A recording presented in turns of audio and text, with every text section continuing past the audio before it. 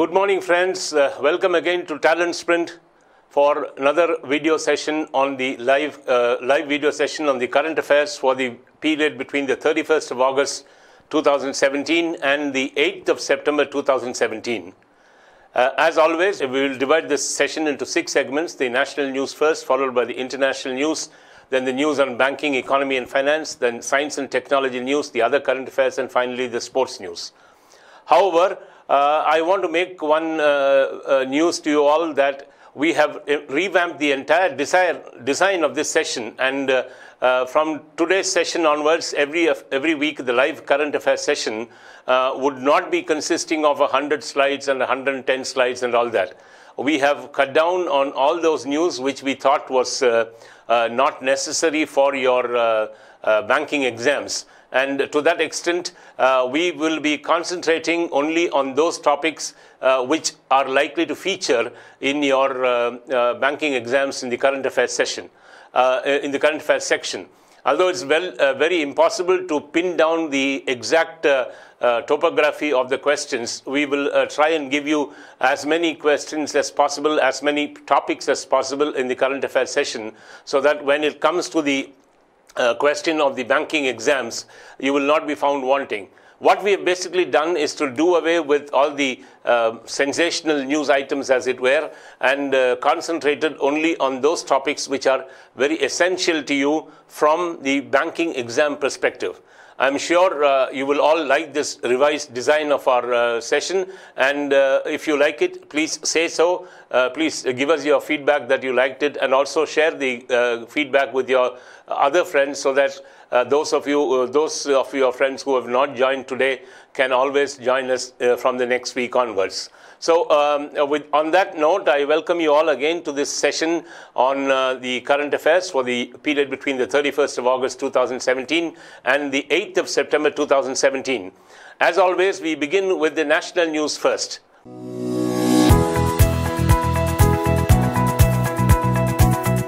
In the national news, the first news item is that the country has got a woman defense minister for the first time since Indira Gandhi held a joint portfolio of the defense ministry way back when she was the prime minister.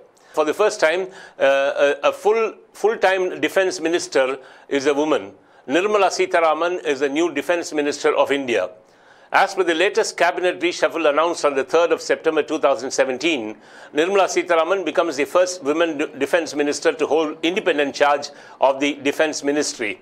The nine new ministers of state, 4 ministers of state were elevated to the cabinet rank. Piyush Goyal is the new railway minister in addition to coal. Suresh Prabhu is now the new Commerce Minister. Minority Affairs Minister Mukhtar Abbas Naqvi has been elevated to the cabinet rank. With this latest reshuffle, the Union Cabinet has now a whopping 75 members as ministers. 27 of them are cabinet ministers, including the Prime Minister Narendra Modi. 11 of them are ministers of state with independent charge, and there are 37 ministers of state in the Union Cabinet of India. With that, we have exactly 75 ministers, and we are now having a jumbo-sized cabinet, as they say. 75 ministers are there in the Union Cabinet, with Nirmala Sitharaman creating history as the first full-time defense minister for a woman. She is the first woman full-time defense minister for the country. Let us wish her and all the others the very best of success in their new terms. The next news item on the national news segment, in the new appointments done, Rajiv Mehrishi is to be the Comptroller and Auditor General of India. Former Information and Broadcasting Secretary Sunil Arora will be the Election Commissioner. Rajiv Kumar is the new Secretary of the Department of Financial Services, and Anita Karwal is the new CBSE Chairperson. So these are the new appointments done by the Union government in the last week between the 31st of August and the 8th of September. We have a new Comptroller and Auditor General of India, CAG. We have a new Election Commissioner. We have a new Secretary Department of Financial Services. And we also have a new Chairperson for the CBSE, or the Central Board of Secondary Education. Moving on. The state of Karnataka has launched a unified health scheme called Arogya Bhagya. The Karnataka government has launched a unified health scheme called the Arogya Bhagya, in which the theme of the scheme is that you treat now and pay later. That is the theme of the scheme. You treat now and pay later. The scheme was launched in Karnataka. It will benefit all members of all age groups in the state.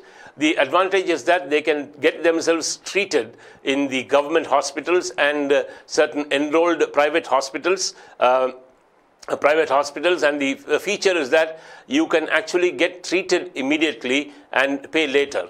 This is a very good initiative from the government of Karnataka, and they have titled it as Arogya Bhagya. The city of Ahmedabad has done great pride for the nation. The walled city of Ahmedabad gets India's first heritage city certificate. In a very good development, the United Nations Educational and Scientific Organization, UNESCO, has given the heritage city certificate to the walled city of Ahmedabad. Ahmedabad has got a long history behind it, and it's one of the oldest cities in the country, and it's a matter of great pride to all Indians and to the people living in Ahmedabad in particular that the walled city of Ahmedabad has got India's first heritage city certificate. It must be noted that in all, there are about 39 heritage centers in the world, and as approved by the UNESCO. And the walled city of Ahmedabad has got the certificate as the first heritage city in India. The certificate was handed over to the Gujarat Chief Minister by the UNESCO Director General Irina Bokova recently. Teachers' Day was celebrated on the 5th of September 2017. 5th of September, you all know, is the birth anniversary of the former President Dr. Sarvapalli Radhakrishnan, who was an eminent teacher. And ever since Dr. Sarvapalli Radhakrishnan, who was the second President and the first Vice President of India, ever since Dr. Sarvapalli Radhakrishnan died, the 5th of September has been celebrated each year as the Teachers' Day in honor of a great teacher, Dr. Radhakrishnan. And the day is observed to commemorate the birthday of the academician and statesman and great philosopher Dr. Sarvapalli Radhakrishnan, who was the second President and the first Vice President of India. On the occasion of the Teachers' Day, the President, Mr. Ramnath Kovind, the Vice President, Mr. Venkaiah Naidu, and the Prime Minister, Narendra Modi, all greeted the teachers on the occasion of the day. And a lot of awards were presented to various teachers in various categories, and it's a great matter of pride for all teachers that this Teachers' Day is being celebrated across the country. Moving on, in the next news is that the NIT Ayog has launched the National Nutrition Strategy. NITI has launched the National Nutrition Strategy aimed at the Kuroshan Mukti Bharat.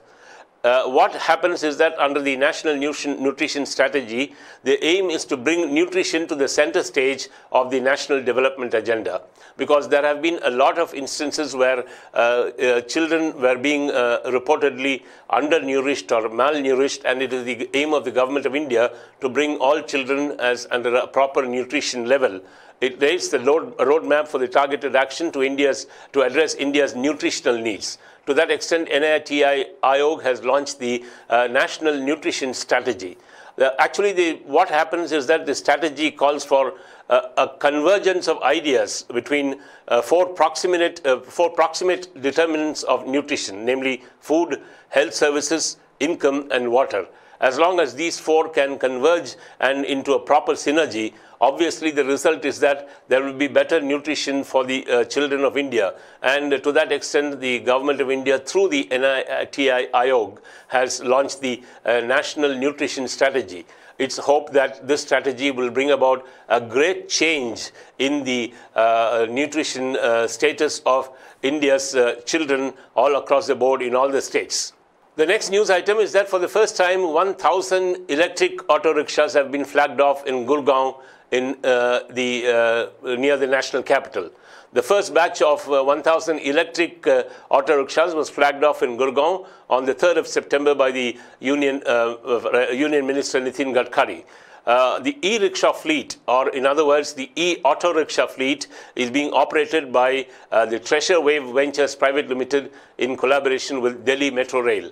As you all know, electric auto rickshaws are the answer to the increasing pollution levels in the country, as normal vehicles emit a lot of carbon dioxide, which means that there is a lot of pollution leading to health problems for the citizens who use the roads. And the answer, obviously, like in the railways, when they switched over from the steam engine to the electric engine, pollution was cut down drastically. Similarly, in the e-autos also, or in the e-rickshaws also, as e-auto rickshaws as they are called, because they are using electric power, they are battery powered. These rickshaws are all battery powered. They don't depend on petrol for running. To that extent, when they use the battery power, there is absolutely no smoke generated whatsoever, which means that these rickshaws will give the Delhi citizens a pollution-free ride. The e-rickshaws are incidentally made in India and fitted with a GPS navigation system also. Besides giving pollution-free environment, these e-rickshaws also will provide employment to hundreds of unemployed youth around the city of Gurgaon. And of course, it can only hope that such e-rickshaws will be given in greater number to all the other remaining parts of the country as well. And this is a matter which we can justifiably be proud of. And once these are done, then we can be sure that the pollution levels in the country will decrease over a period of time. The next news on the national news item is that India has handed over the coastal guard ship Varuna to the Sri Lankan Navy. On the 5th of September 2017, India handed over the INS Varuna, an off-coast patrol vessel, to the Sri Lankan Navy. If you remember the last week's or the week before that, current affairs updates which I had given, INS Varuna was decommissioned from the Indian Navy very recently. I think, if I'm not wrong, to be precise, on the 23rd of August 2017. And once the INS Varuna was decommissioned, the Indian government decided to donate it to the Sri Lankan Army, Sri Lankan Navy, as a part of a goodwill measure aimed towards exchanging of cooperation or extending cooperation to a friendly neighbor. The handing over was done in the port of Cochin on the 5th of September 2017. The ship has been given a pennant number also by the Sri Lankan Navy, and it's hoped that INS Varuna will definitely but very effectively serve the Sri Lankan Army as well as she did for the Sri Lankan Navy, as well as she did for the Indian Navy. So that's all we have news for you in the national news item. We now move on to the international news.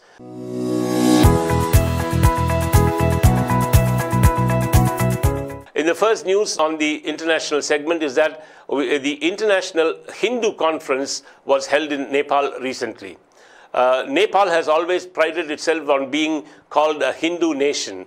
As a part of its efforts to reaffirm or reconfirm that ideology, that Nepal is the global capital of Hinduism, the Nepalese government held an international Hindu conference in Kathmandu from the 30th of August 2017 till the 3rd of September 2017. The theme of this conference was Emerging Spiritualism, Renaissance of Hinduism. Of course, the conference was attended by a large number of Hindu scholars from around the world, and a lot of scholars from Bangladesh, India, Pakistan, and the United States all converged in Kathmandu for this conference. And one must admit that this conference was a big success indeed. And the next news item we have on the international news segment is that the Habib Bank has been asked to shut down in the United States. Pakistan-based Habib Bank had a branch in New York City, which the United States government has asked to be shut down.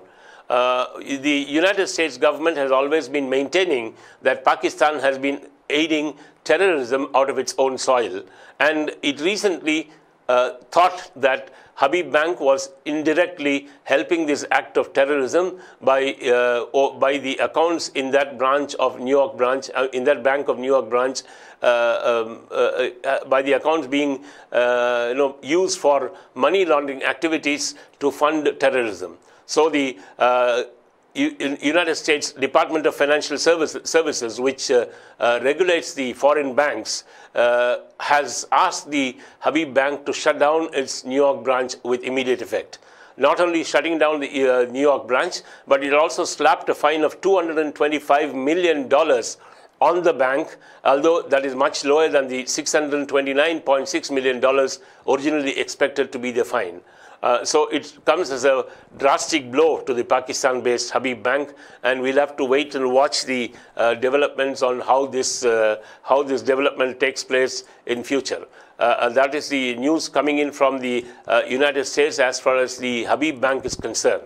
The next news item we have is that the Prime Minister's Ujala scheme has been replicated in Malaysia. The Efficient Energy Services Limited, under the Central Ministry of Power, has launched the Ujala scheme in Malaysia in the state of Melaka on the 6th of September 2017. Ujala in Malaysia aims to bring about very clean energy and contribute to climate change targets and replenish the dwindling energy reserves. The company Efficient Energy Services Private Limited is aiming to distribute about 1 million 9 watts LED bulbs in the country to replace the CFL bulbs. Ujala has been a great success in India, and the company wants to replicate the same in the state of Malacca in the Malaysian country as well. That's all we have news from the international segment. We now move on to the next segment, which is on banking, economy and finance. This is the most important segment as far as you all are concerned.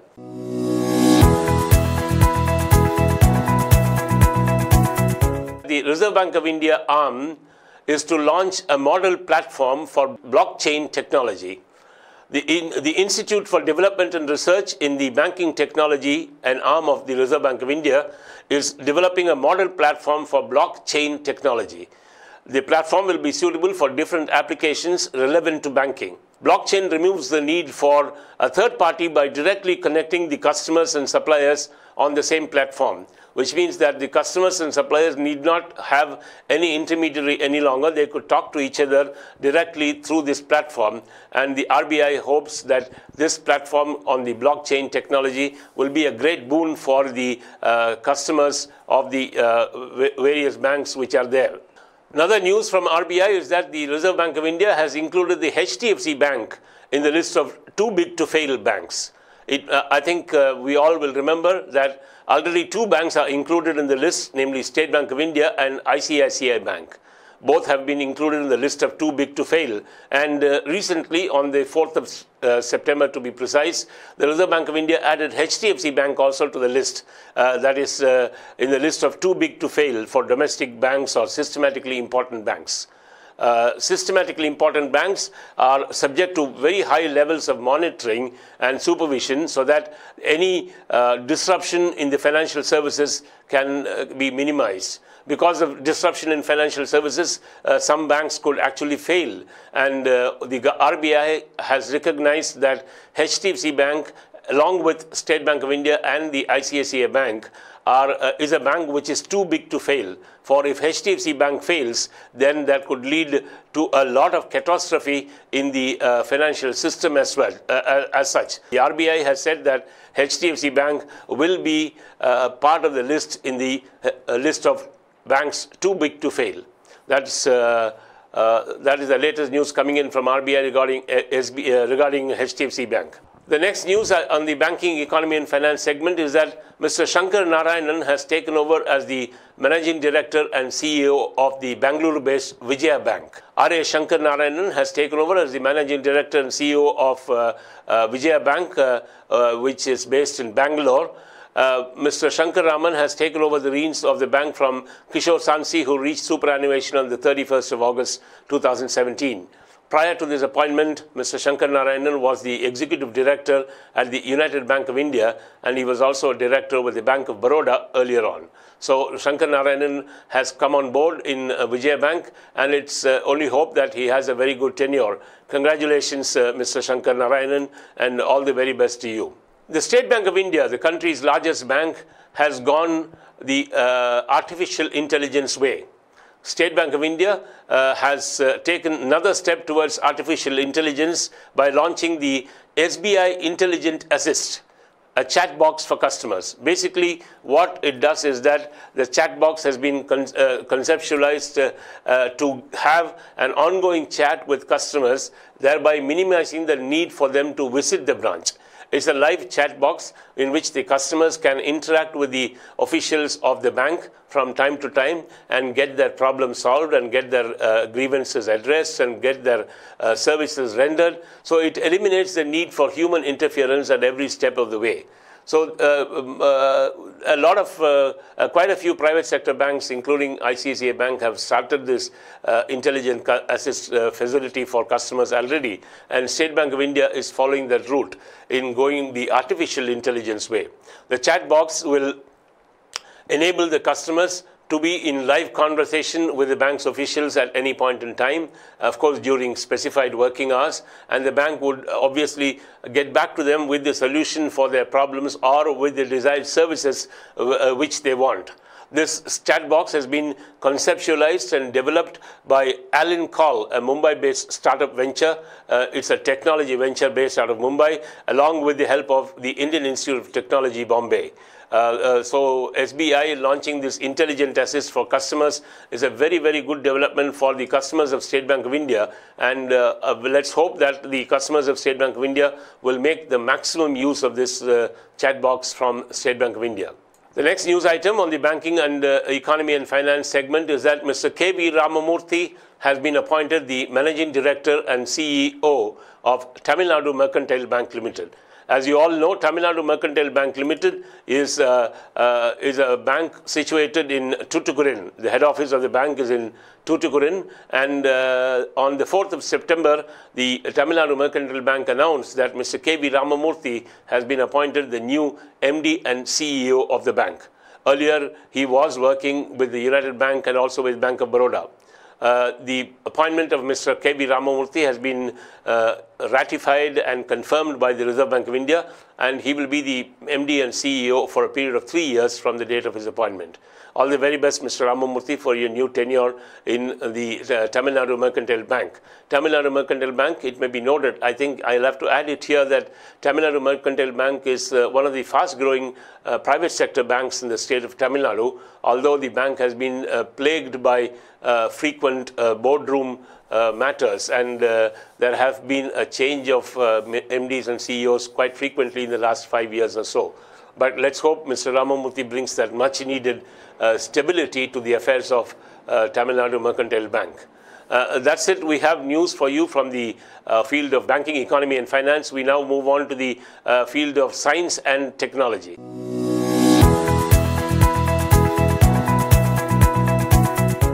And in the first item on the science and technology news is a rather sad news.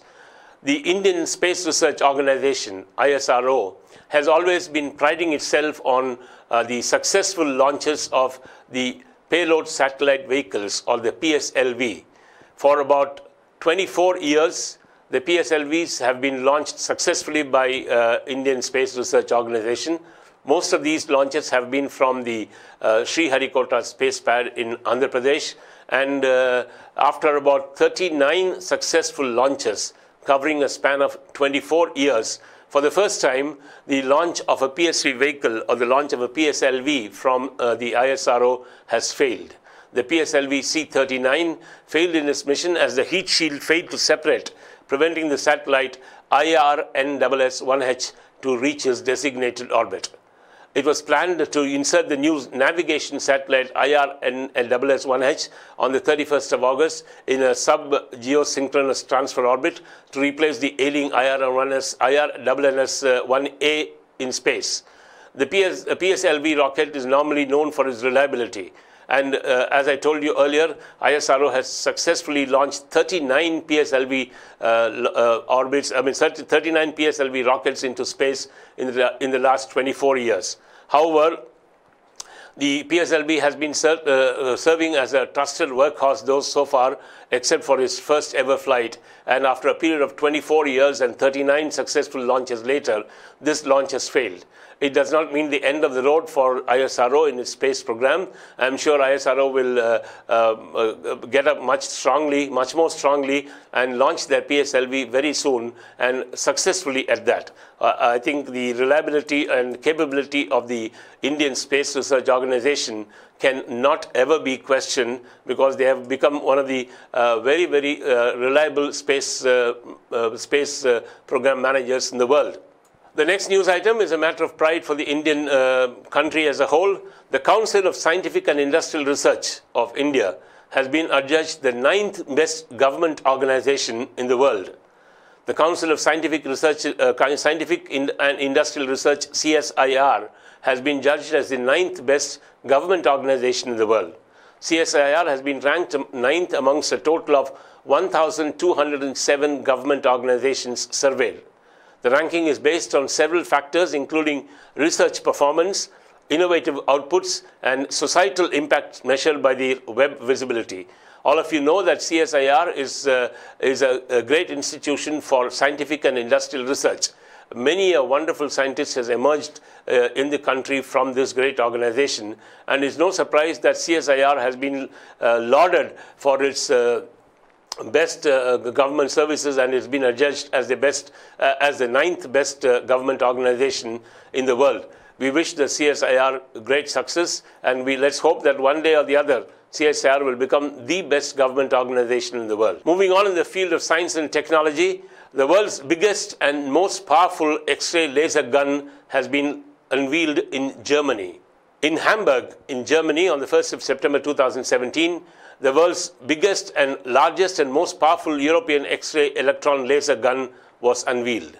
The XCFL, as it is called, is a series of 3.4 kilometers long tunnels and up to 38 meters underground in the city of Hamburg. It took 8 years to build and cost about 1.5 billion euros. The wavelength of the X-rays is about 0.05 nanometers, comparable to hydrogen atom. It has the capacity to produce extremely intense laser flashes. I think this is the most recent discovery in the field of science, especially in the field of X-rays, which has long been dominated by much larger X-rays. And this unveiling of the most powerful X-ray laser gun in the world has been done in the city of Hamburg in West Germany. American astronauts have always been the prima donna in the field of spacewalks. And it is no surprise that an American woman has set a new record in space. Astronaut Peggy Whitson returned to Earth late on September 2017, wrapping up a record-breaking flight that capitulated to her first place for US space endurance. Peggy Whitson spent about 665 days in space, out of which 288 days were on this mission alone. And she has exceeded all the American women astronauts, and also any other woman astronaut in the world. She checked out of the International Space Research Station just hours earlier, along with another American astronaut and a Russian. Their Soyuz capsule landed in Kazakhstan shortly after sunrise on the 3rd of September 2017. Peggy Whitson has thus become a name in history, and she has set the longest record in space for any man or woman. She has spent 665 days in space, out of which 288 days were spent on this mission alone. Congratulations, Peggy. All women folk are extremely proud of you, and the whole world is proud of you. We now move on to the other current affairs.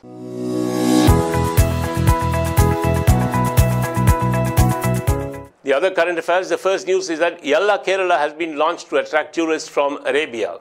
Kerala for long has had a history of close relationships with Arabia, with the Arabian Peninsula as such, because a lot of Keralites are employed in various Gulf countries, most notably in UAE, in Kuwait, in Muscat, in Oman, that is Oman, in Qatar, and in other countries of the Arabian Peninsula. The Kerala tourism government has for long been wanting to attract the tourists from the Arabian Peninsula to God's own country. Kerala, as you know, is always called God's own country, and to that extent, the Kerala Tourism Ministry has launched a new program called the Yalla Kerala, which meaning let go. And they are targeting tourists from Arabian countries like Saudi Arabia, Oman, UAE, Qatar, etc. As part of its campaign, the airports in the Dubai and Saudi Arabian cities are having a display of rich greenery, beautiful landscapes on the hill stations and art forms of Kerala. And the taxis running in Dubai will also carry such displays. We can only hope that the Yalla Kerala program is a very big success and more Arabian tourists come to Kerala as part of this program. Moving on in the next news item of the current affairs is that the world's tallest sand castle has been built in the city of Duisburg in Germany. An international team of sand artists has built the world's tallest sand castle on the 1st of September in the central German city of Duisburg. It is 54.5 feet tall and is themed tourism. The castle has entered the Guinness Book of World Records. It was carved by Louis Bruggemann. So we have a new sand castle which is the tallest in the world at 54.5 feet tall, and it has been done in Duisburg, in the city of Duisburg city in western Germany, in the central Germany, and the tourism is the central theme of this sand castle. The next news item in the current affairs is that an Indian-born person has become the CEO of the international pharma major Novartis. Vasant Narasimhan, born in India, is the new CEO of the pharmaceutical major company Novartis. This was announced by the company on the 4th of September 2017. He will take over as the CEO of the company on the 1st of February 2018. Narasimhan is now the global head of drug development and the chief medical officer of Novartis. He is also an elected member of the US Academy of Medicine. Congratulations, Vasant Narasimhan. The whole of India is proud of you, and let's hope that Novartis, under your leadership, will will go to uncharted territories very soon. And now we enter the final segment of this news on current affairs for this period between the 31st of August 2017 and the 8th of September 2017, and it is that in the sports news. From the field of sports,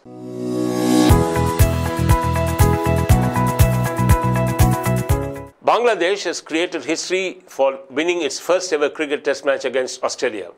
Last week, in the first test match played in Dhaka, Bangladesh beat Australia by the nail-biting margin of finishes 20 runs to be precise, and thus, for the first time ever, Bangladesh has beaten Australia in a test match.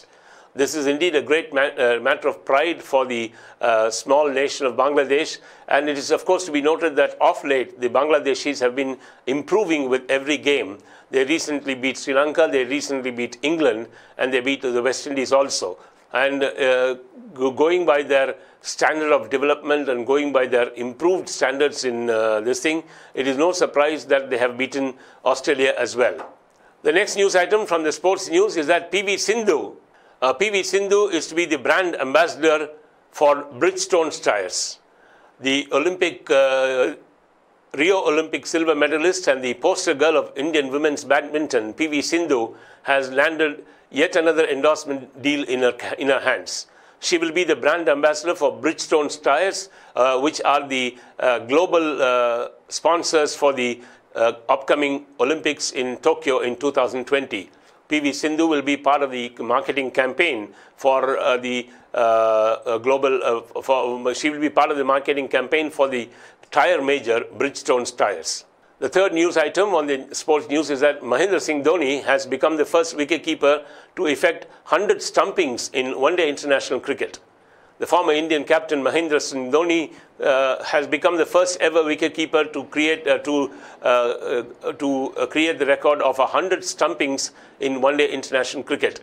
Till recently, He had held the record of 99 victims along with the former Sri Lankan wicketkeeper and captain Kumar Sangakkara. So it is yet another fact, it's yet another feather in Dhoni's cap that he has created a new record by scalping 100 stumpings in one-day international history. Well done, MS, and we are proud of you as always. IPL is the most recognized cricket event in the world, and it's also the most commercially successful and the most valuable cricket event in the world. It's no surprise then Star India has backed the IPL media rights for the next 5 years between 2018 and 2022 for a whopping 16,347.50 crore rupees.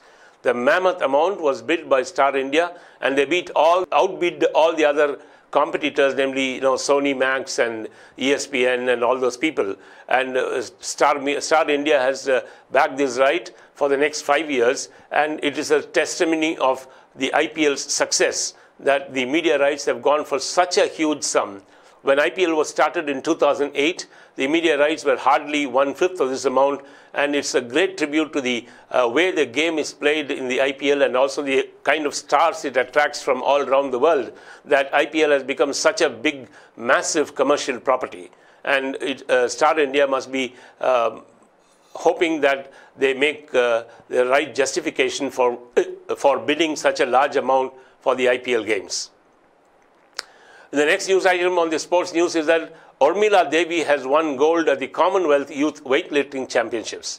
The Commonwealth Youth Weightlifting Championships are being held in Gold Coast, Australia, and Urmila Devi has landed a gold medal for her stupendous effort in the 68 kg category. And congratulations, Urmila. We wish you many more laurels in future.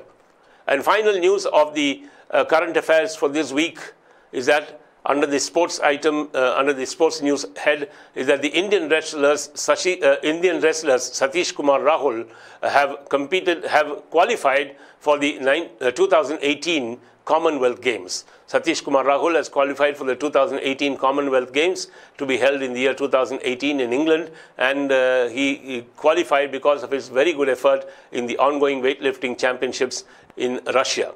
So congratulations, Satish Kumar, and here is hope that you will do very well in the Commonwealth Games as well.